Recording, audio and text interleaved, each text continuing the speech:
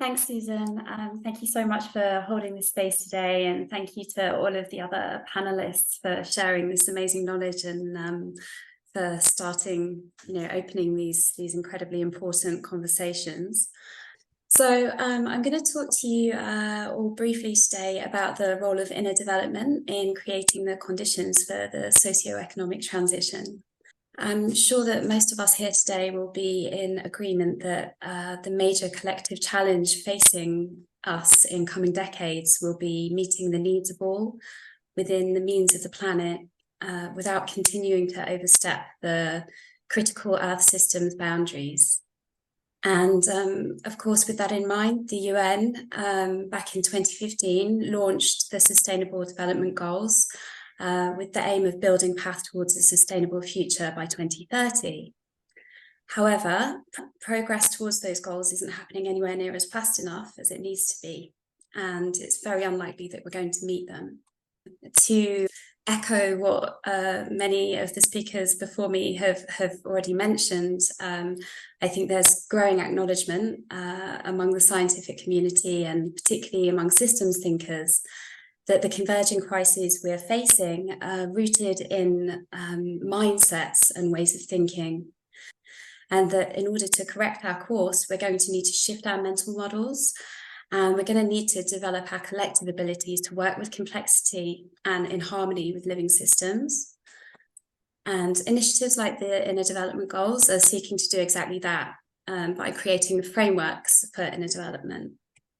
But the great question is, how do we move from theories and frameworks to practice? And how do we, given the urgency of the challenges that we're facing, what needs to happen to catalyse change on the ground? Well, in my last piece of research, I explored that. I conducted case studies with 9 innovative practitioners of regenerative agriculture who, despite all the odds, making a hugely positive impact on the ecological, social, economic, and cultural systems in which they're working. I employed a maximum diversification strategy, studying innovators with really very diverse profiles and backgrounds to understand what were the common factors that enabled their work.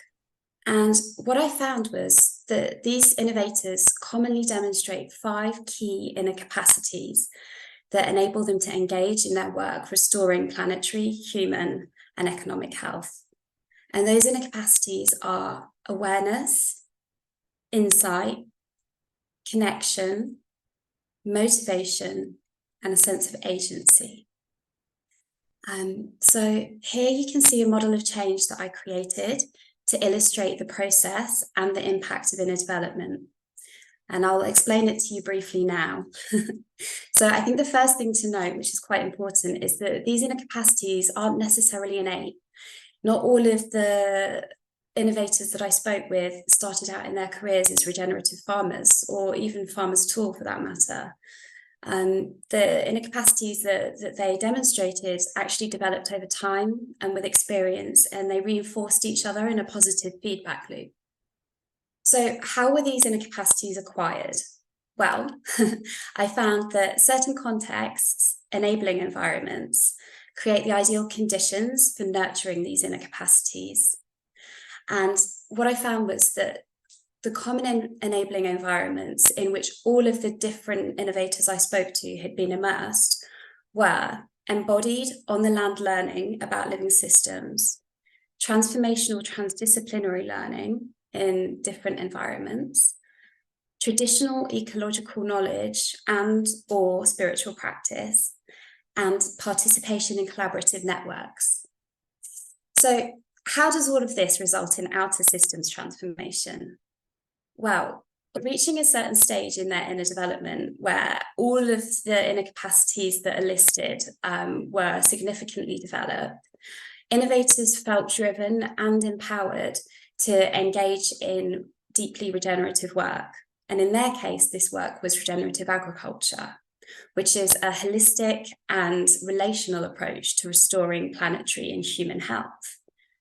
And the result of their work is a virtuous circle of transformative change, which I call inside-out transformation, whereby the innovators then go on to create enabling environments in which they in turn nurture the inner development of other individuals, while simultaneously deploying scaling strategies to scale their impact to catalyse wider external change in the communities, the institutions, and the systems that they connect with. And to sort of end things, I mean, obviously that's a huge oversimplification of a much more complex process that I would have loved to talk you through in greater detail. I feel like we've really only skimmed the surface here, but I'm aware that we do have very limited time today. So if you're interested in my work, I'd love you to connect with me to discuss this in depth, or otherwise, please feel free to read my research or to look at my other work on Medium. I'll share the links in the chat. Thanks for your time.